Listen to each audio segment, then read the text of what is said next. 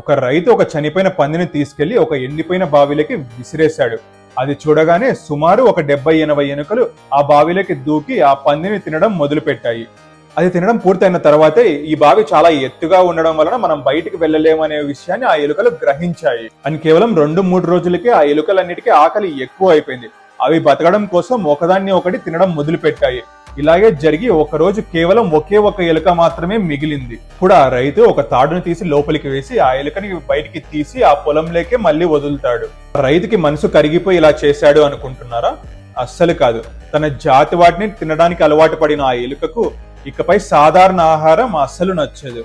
So ఆ ఎలుక ఆ రోజు నుంచి ఆ రైతు పొలంలో ఉన్న మిగతా ఎలుకల్ని వేటాడడం మొదలు పెట్టింది. మొత్తానికి ఆ రైతు ప్లాన్ సక్సెస్ అయింది. దీన్ని సైకాలజీలో డివైడ్ అండ్ కాంకర్ ట్రాప్ అంటారు. మన జీవితంలో కూడా ఇలానే మనకంటే పైన ఉన్న వాళ్ళు నేరుగా వచ్చి ఎప్పుడు గొడవ పడరు.